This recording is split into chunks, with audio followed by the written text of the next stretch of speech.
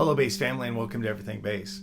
So the question, is there any value to learning one-string scales on your bass? And yeah, the answer is yeah, there's a lot of value to it. And what's great is it's actually pretty easy to do. So let me give you some applications before we jump right into the video. Sometimes, whether you're playing a bass line, you're playing a solo, even just putting a little bit of a riff into a bass line, to get out of playing that one octave box, sometimes you just want to express. You want to go, I want to go.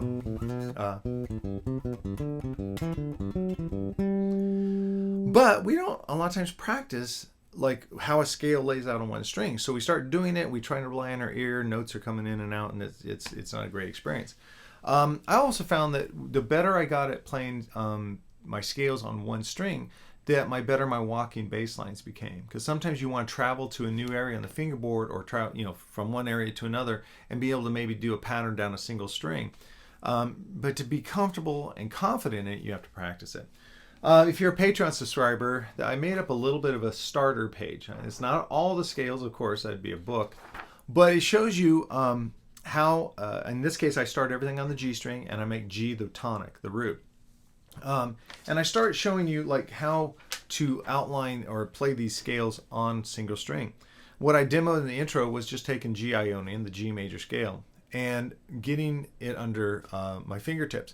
Now, what's nice about there's a couple approaches you can use. You can use the half step, whole step method, which in a major scale, there's a half step between the third and the fourth, and the seventh and an octave. Every other note is separated by, it's a whole step, so it's 2 frets away.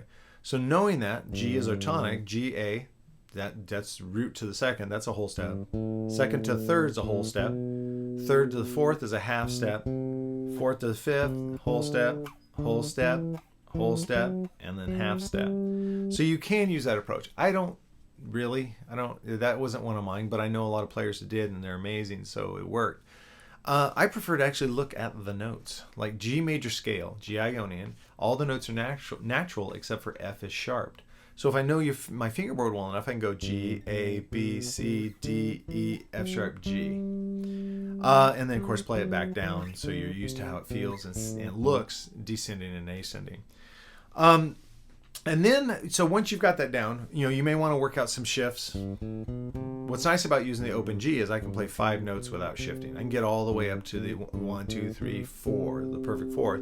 Then I can shift. Now these are all whole steps, so that's a bit of a reach. And if your hands are smaller, you haven't really got your stretch out, you can break it into 2 shifts. Play a whole step, then shift up and play a half step. Then the fun. This is the fun part of learning it. It's just improvise. Just sit there and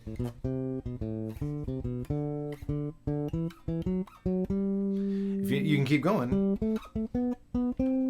and everything's going to work. I also like doing trill drills where you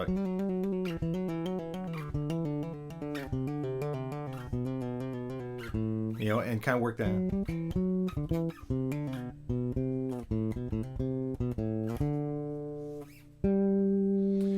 And just have fun with it. Now, of course, you can move to other tonics across. You could do D major, A major, and you've got 6 string 7/3 basses. You can go. Then on the sheet that I include, I do G Dorian, G Phrygian, G Lydian, F Mixolydian. Now, again, you're going to need to figure out like the most logical way for you to memorize how a scale lays out on one string. I like to go back again to using the notes.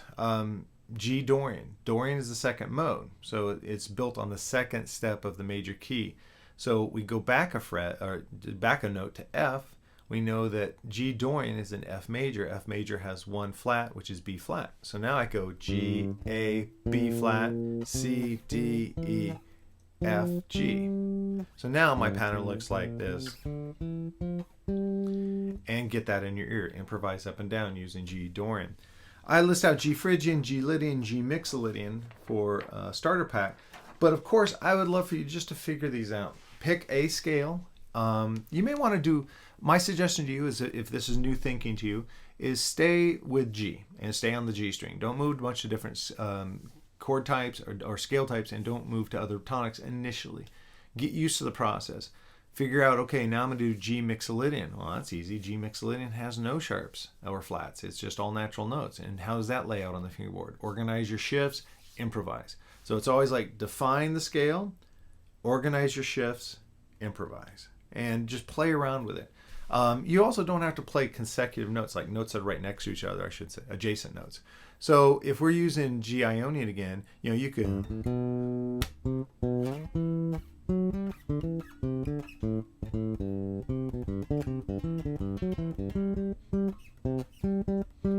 jump around on that pattern, and you've got, again, expanded your musicality, built your confidence, trained your ear to hear that scale, and the benefits are almost immediate in your playing. So yeah, check that out. So remember the process. I suggest highly stay with the G string, make G the tonic, but you don't have to. You can, I mean, initially get good at that, then move it to other strings. So then do, you know, D major, A major, G major, move it to other scales, all the modes. You can do pentatonics, that's cool. And then start with the root not being open. So if we were to start with like C Ionian, all notes are natural, but we're starting on the C, go up and go below. So with C major, coming back down, keep going, and then improvise.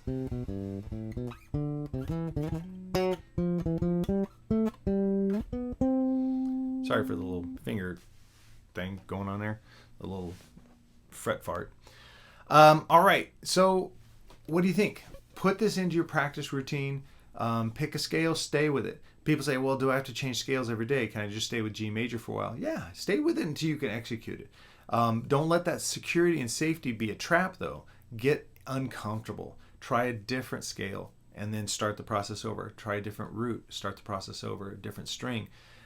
Don't get so comfortable going, oh, I can do G Ionian. I've got it. I'm great. That's a trap. And you will have been a little bit better, but if you want to get a lot better, move it to other scales, move it to other strings, move the roots so they're not open always. And you do those 3 things, you do it consistently. I'm talking 5 minutes a day. If you do this for 5 minutes a day, in a couple weeks, your bass playing will be so much better. Oh man, thank you so much for stopping by.